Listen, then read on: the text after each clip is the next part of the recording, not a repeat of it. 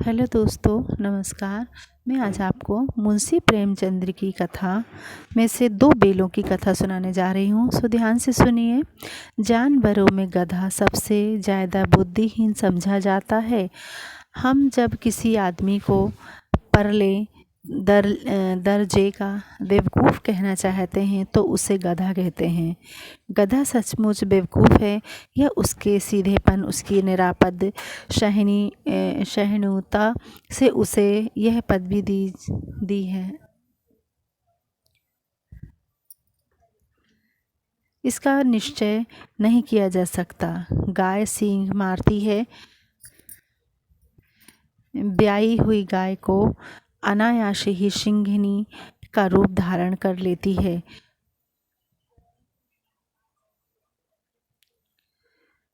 कुत्ता भी बहुत गरीब जानवर है, लेकिन कभी कभी उसे भी क्रोध आ ही जाता है, किंतु गधे को कभी क्रोध करते नहीं सुनाना देखा। जितना चाहो गरीब को मारो, चाहे जैसी खराब सड़ी हुई घास सामने डाल दो, उसके चेहरे पर कभी असंतोष की छाया भी न दिखाई देती है। बैसाख में चाहे एक आध बार कुलेल कर लेता हो, पर हमने तो उसे कभी खुश होते नहीं देखा। उसके चेहरे पर एक विषाद स्थायी रूप से छाया रहता है। सुख दुख हानि लाभ किसी भी दशा में उसे बदलते नहीं देखा।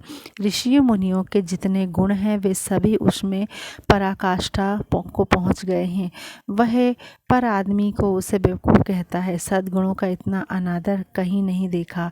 कदाचित सीधापन संसार के लिए उपयुक्त नहीं है। देखिए ना, भारतवासियों की अफ्रीका में क्या दुर्दशा हो रही है। क्यों अमेरिका में उन्हें घुसने नहीं दिया जाता। बेचारे शराब नहीं पीते, 4 पैसे कुश्मय के लिए बचा कर रखते हैं। जी तोड़कर काम करते हैं, किसी को लड़ाई झगड़ा नहीं करते हैं। 4 बातें सुनाकर हम गम खा जाते हैं, फिर भी बदनाम है। कहा जाता है वे जीवन के आदर्श को नीचा करते हैं। अगर वे भी ईंट का जवाब पत्थर से देना सीख जाए तो शायद सभ्य कहलाने लगेंगे। जापान की मिसाल सामने है। एक ही विषय ने उसे संसार की माध्य जातियों को गढ़ने बना दिया है। लेकिन गधे का एक ऐसा छोटा भाई और भी है जो उससे कम ही गधा है, और वह है बैल।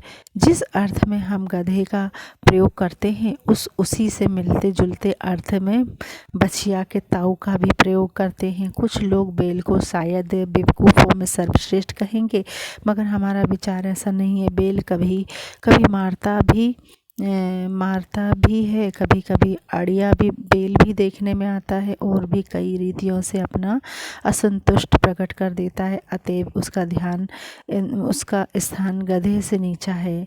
झुरी काछी के दोनों बैलों के नाम थे हीरा और मोती। दोनों पछाई जाति के थे, देखने में सुंदर, काम में चौकस, ढील में ऊंचे। बहुत दिनों साथ रहते रहते दोनों में भाईचारा हो गया था। दोनों आमने सामने या आसपास बैठे हुए एक दूसरे से मूक भाषा में विचार विनिमय करते थे। एक दूसरे के मन की बात कैसे समझ जाता था हम नहीं कह सकते। अवश्य ही उनमें कोई ऐसी गुप्त शक्ति थी जिससे जीवों में श्रेष्ठता का दावा करने वाला मनुष्य वंचित है। दोनों एक दूसरे को चाटकर और सूंघकर अपना प्रेम प्रकट करते थे। कभी कभी दोनों सींग भी मिला लिया करते थे, विग्रह के नाते से नहीं, केवल विनोद के भाव से, आत्मीयता के भाव से। जैसे दोस्तों में घनिष्ठता होते ही घोल धप्पा होने लगता है, इसके बिना दोस्ती कुछ फुसफुसी, कुछ हल्की सी रहती है, जिस पर ज़्यादा विश्वास नहीं किया जा सकता। जिस वक्त ये दोनों बैल हल या गाड़ी में जोत दिए जाते और गर्दन हिला हिला कर चलते, उस वक्त हम हर एक की यही चेष्टा होती है कि ज़्यादा से ज़्यादा बोझ मेरी ही गर्दन पर रहे। दिन भर के बाद दोपहर या संध्या को दोनों खुलते तो एक दूसरे को चाट सूंघ कर अपनी थकान मिटा लिया करते। नांद में खुली भूसा पड़ जाने के बाद दोनों साथ उठते, साथ में डालते और साथ ही बैठते। एक मुँह हटा लेता तो दूसरा ही हटा लेता था। संयोग की बात, झुर्री से एक भाई कोई ससुराल भेज दिया गया। बेलों को क्या मालूम था कि वे क्यों भेजे जा रहे हैं। साझे समझे हालांकि हमें बेच दिया, अपना यूँ बचा जाना चाहिए। अच्छा लगा या बुरा कौन जाने, पर झुर्री के साले गयों को घर तक गोई ले जाने की दोस्तों पसीना आ गया। पीछे से हाँकता तो दोनों दाएं बाएं भागते, पगहियाँ पकड़कर आगे ही खींचता तो दोनों पीछे को जोर लगाते। मारता तो दोनों सींगें नीचे करके झुकालते। अगर ईश्वर ने उन्हें वाणी दी होती तो झुर्री से पूछते कि तुम हम गरीबों को क्यों निकाल रहे हो। हमने तो तुम्हारी सेवा करने में कोई कसर नहीं उठा रखी। अगर इतनी मेहनत से काम ना करता चलता तो और काम ले लेते। हमें तो तुम्हारी चाकरी में मर जाना कबूल था। हमने सब कभी दाने चारे की शिकायत नहीं की। तुमने जो कुछ खिलाया है वही सिर झुकाकर कर खा लिया, और फिर हमें इस जालिम के हाथ क्यों बेच दिया। संध्या समय दोनों बैल अपने नए स्थान पर पहुंचे। दिन भर के भूखे थे, लेकिन जब नींद में लगाए गए तो एक ने भी उसमें मुंह न डाला। दिल भारी हो रहा था। जिसे उन्होंने अपना घर समझ रखा था वह आज उनसे छूट गया था। वह नया घर, नया गांव, नया आदमी और नए बेगानों से लगते थे। दोनों ने अपनी मूक भाषा में सलाह की और एक दूसरे को कनखिड़ियों से देखा और लेट गए। तब जब गांव में सोता पड़ गया तो दोनों ने जोर मारकर पगड़े तुड़ा डाले और घर की तरफ चले। पगड़े बहुत मजबूत थीं। अनुमान न हो सकता था कि कोई बैल उन्हें तोड़ सकेगा, पर इन दोनों ने इस समय दूनी शक्ति आ गई थी कि एक झटके में रस्सियां टूट गईं। झुर्री प्रातः काल सोकर उठा तो देखा कि दोनों बैल चरनी पर खड़े हैं। दोनों की गर्दनों में आधा आधा गराब लटक रहा है।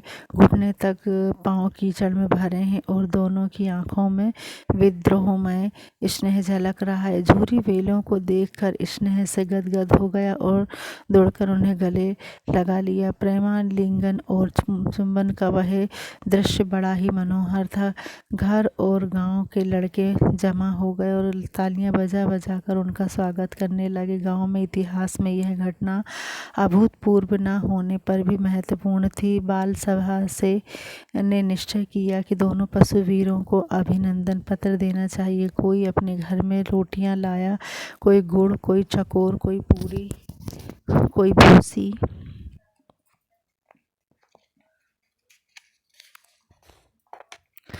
एक बालक ने कहा, ऐसे बैल किसी के पास ना होंगे। दूसरे ने समर्थन किया, इतनी दूर से दोनों अकेले चले आए। तीसरा बोला, बैल नहीं, वे उस जन्म के आदमी हैं। इसका प्रतिवाद करने का किसी को साहस न हुआ। झुर्री की स्त्री ने बैलों को द्वार पर देखा तो जल उठी, बोली, कैसे नमक हराम बैल हैं कि एक दिन वहाँ काम न किया, भाग खड़े हुए। झुर्री अपने बैलों पर यह अपेक्षा न सुन सका।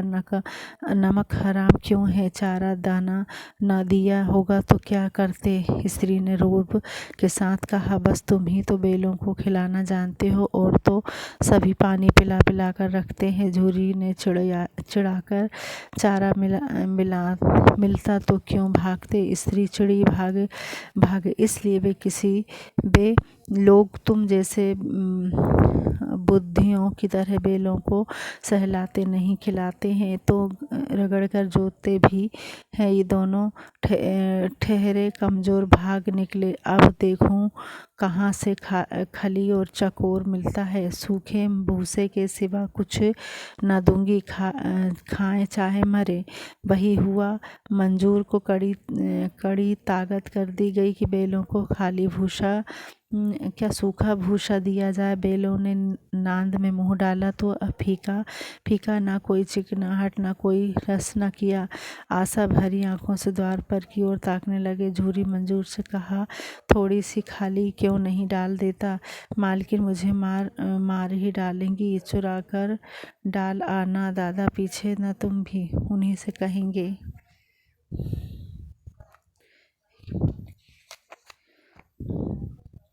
मोती ने